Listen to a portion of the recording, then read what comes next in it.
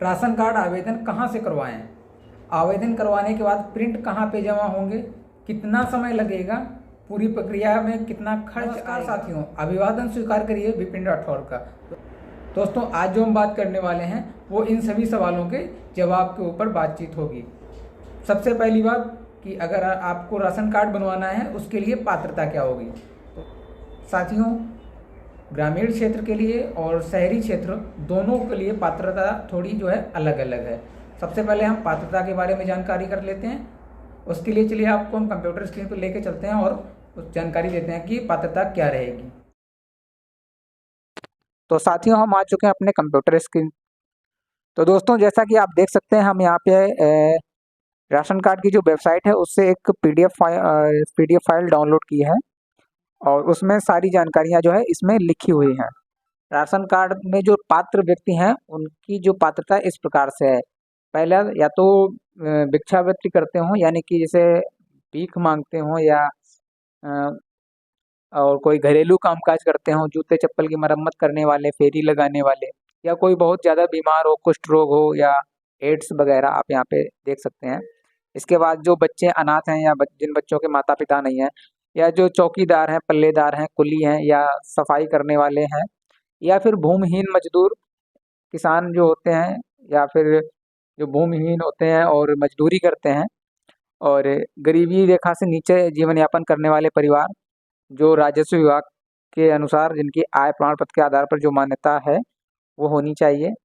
और परित्यक्त महिलाएं, यानी कि जो महिलाएं तलाकशुदा हैं या किसी कारणवश कमजोर हैं आर्थिक रूप से, और निराश्रित महिला, विकलांग, मानसिक रूप से विक्षिप्त लोग, और परिवार के ऐसे लोग जिनमें जो है कोई भी बालिग पुरुष नहीं है, ऐसे परिवारों को शामिल किया गया है। आवासहीन परिवार और ऐसे परिवार जिनके जो भूमि है, माफ कीजिएगा, जो जिनका घर 30 वर्ग मीटर के क्षेत्रफल से कम है और कच्चा है, ऐसे लोगों को इसमें पात्रता दी गई है। तो साथियों, अब बात आती है कि राशन कार्ड आवेदन करवाने के लिए दस्तावेज क्या क्या लगेंगे, यानी कि कागज क्या क्या लगेंगे। तो पहला, जो आवेदक है उसका एक आय प्रमाण पत्र होना चाहिए, और उसके बाद एक फ़ोटो आवेदक की, और जो आवेदक के जितने भी फैमिली मेम्बर हैं, यानी कि घर में अगर माता पिता, भाई बहन या अन्य जितने भी फैमिली मेम्बर को ऐड करवाना है, जुड़वाना है राशन कार्ड में, उन सभी के आधार कार्ड उपलब्ध होने चाहिए। मेरी फैमिली मेम्बर है, सभी का आधार कार्ड होना चाहिए जितने लोगों को राशन कार्ड में जोड़ा जाना है। आवेदक की एक फ़ोटो और आवेदक का पासबुक होना चाहिए। एक फ़ोटो, इनकम सर्टिफिकेट, पासबुक, और सभी आवेदक के जो फैमिली मेम्बर हैं और आवेदक का मिला के पूरा सभी का आधार कार्ड होना चाहिए। यहाँ पे ध्यान रखने वाली बात एक ये है कि किसी भी फैमिली मेम्बर का राशन कार्ड में किसी अन्य राशन कार्ड में नाम नहीं जुड़ा होना चाहिए। कहने का मतलब ये है कि अगर किसी भी फैमिली मेम्बर का राशन कार्ड में नाम जुड़ा हुआ है पहले से ही, तो उसे नए राशन कार्ड में नहीं जोड़ा जा सकता है, चाहे वो देश के किसी भी राज्य में राशन का लाभार्थी हो।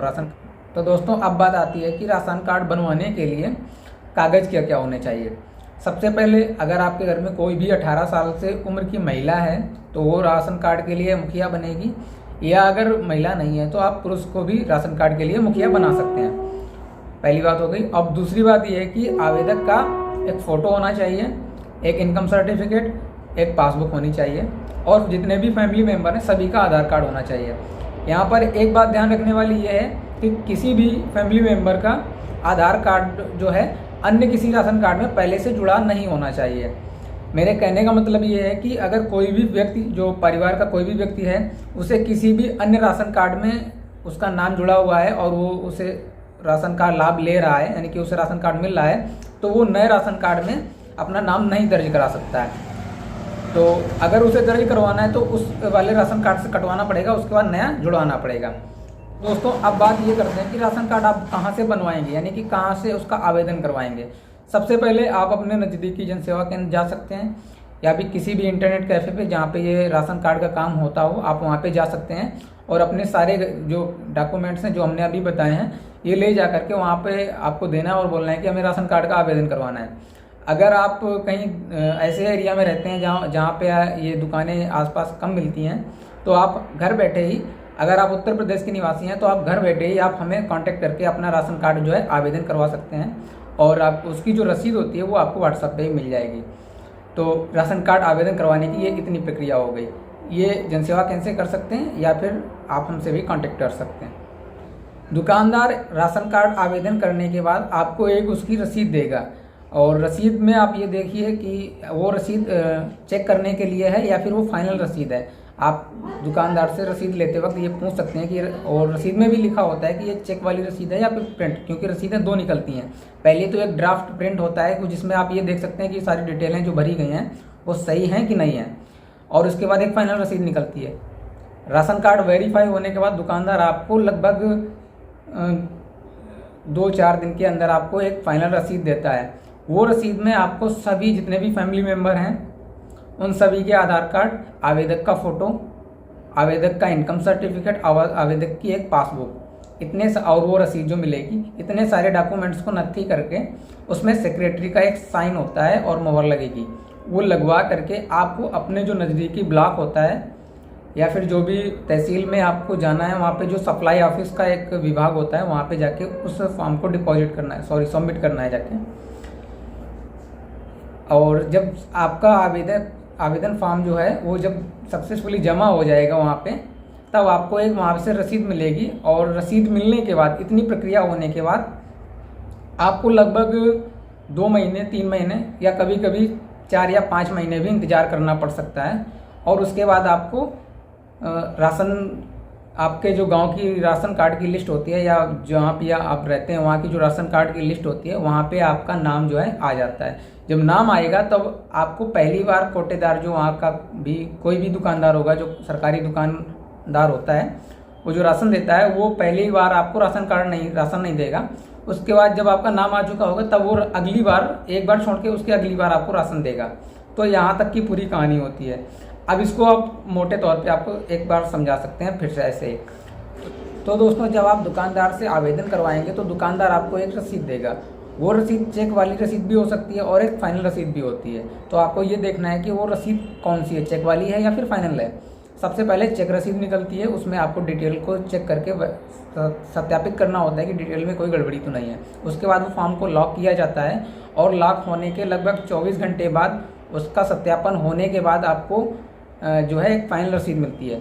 लेकिन यहाँ पे ध्यान देने वाली बात यह है कि जब फॉर्म को लॉक किया जाता है तो कभी कभी जो फॉर्म होता है उसको सत्यापन में लगभग 2 दिन, 4 दिन, 6 दिन या 8 दिन या फिर कभी कभी 10 दिन भी लग जाते हैं, और कभी कभी तो इतना समय लेट हो जाता है कि 1 महीने का भी समय लग सकता है। तो ये निर्भर करता है कि जो सप्लाई ऑफिस में जो सत्यापन करने वाले अधिकारी होते हैं उनके पास वर्कलोड कितना है, कितना उनके पास काम पेंडिंग पड़ा है, उस हिसाब से ये टाइम लगता है।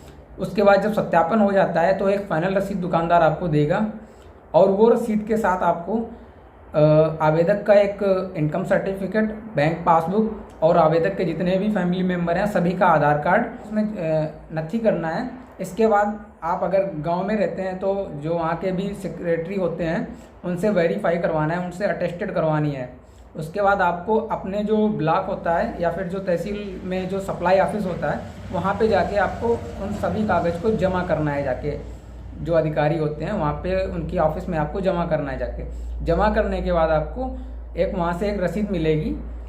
उस रसीद के मिलने के बाद यहाँ पे आपकी जो आवेदन करने की प्रक्रिया होती है वो पूरी हो जाती है। अब इसके बाद आपको इंतज़ार करना होता है कि राशन कार्ड कितने दिनों में आएगा।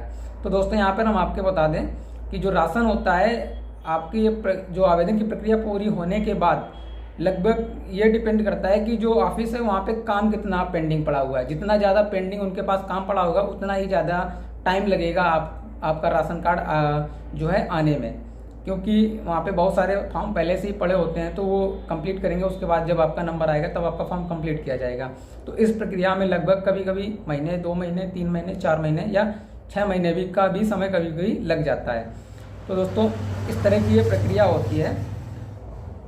तो चलिए अब हम ये जान लेते हैं कि प्रक्रिया का पूरा मॉडल क्या है। यहाँ पे आपको हम कंप्यूटर की स्क्रीन पर लेके चलते हैं और वहाँ पे दिखाते हैं कि किस तरह से पूरी प्रक्रिया होती है और कितना समय लगता है। तो दोस्तों, एक बार हम फिर से आ चुके हैं अपने कंप्यूटर स्क्रीन पे। यहाँ पे जो शॉपकीपर यानी कि दुकानदार जो होगा वो आपका फॉर्म फिल करेगा। इसके बाद जो है फॉर्म फिल करने के बाद यहाँ तक की वो प्रक्रिया करेगा, उसमें आपका कोई हाथ नहीं है, वो उसी का रोल है। यहाँ तक वो इतनी सारी प्रक्रियाएं वो खुद करेगा। इसके बाद आपको आपका जो फॉर्म है वो वेरिफिकेशन यानी कि सत्यापन के लिए जाएगा सप्लाई ऑफिस में। और जब यहाँ पे फॉर्म भेजा जाएगा तो वहाँ पे अगर आपका सत्यापन हो जाएगा, यस होगा यहाँ पे, तो आपकी जो अप्रूवल मिलेगा और वहाँ पे आपको सारे डॉक्यूमेंट ले जाके फिर से फाइनल प्रिंट मिलेगा और यहीं पे आपको जाके क्या बोलते हैं, इसी स्टेप पे आपको सप्लाई ऑफिस पे जाके आपको फॉर्म डिपॉजिट करने हैं। फिर यहाँ तक आपका काम होता है, यानी कि जो भी राशन कार्ड आवेदक होता है वो उसका काम यहाँ तक होता है कि ऑफिस में अपना जमा कर दे। अब ऑफिस के बाद जो ऑफिस के जो अधिकारी होते हैं उनका काम होता है फार्म को देखना, दोबारा से उसकी सारी जानकारी करना, जांच पड़ताल करना, और उसके बाद जो सप्लाई इंस्पेक्टर होता है वो अपने डिजिटली सिग्नेचर से वेरीफाई करता है और आपका जो है राशन कार्ड इशू हो जाता है। तो इस प्रकार से कुछ ये जो प्रक्रिया होती है,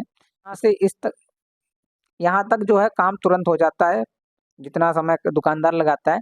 इसके बाद जो ये फाइनल प्रिंट मिलने में लगभग आपको 10-15 दिन का समय लग सकता है। फिर आप यहाँ पे जब जमा करने जाएंगे तो यहाँ से यहाँ तक लगने में आपको लगभग 2 से 3 महीने का समय लग जाएगा। तो इतनी प्रक्रिया में समय ज़्यादा लगता है। तो कुल मिलाकर आप ये कह सकते हैं कि 5-6 महीनों में अगर आप आवेदन करवाते हैं तो कभी-कभी जल्दी बन जाता है, हम ऐसा नहीं कहते कि 5-6 महीने लगते हैं, लेकिन ये डिपेंड करता है कि आपकी सप्लाई ऑफिस में लोड कितना है काम का। जितना ज़्यादा लोड होगा उतना ही थोड़ा समय लगेगा। तो दोस्तों, आपको जो जानकारी कैसी लगी बताइएगा और यूट्यूब चैनल को जो है सब्सक्राइब कीजिएगा। और किसी भी जानकारी के लिए आप कमेंट में अपने सवाल पूछ सकते हैं, उसके जवाब हम देने की कोशिश करेंगे।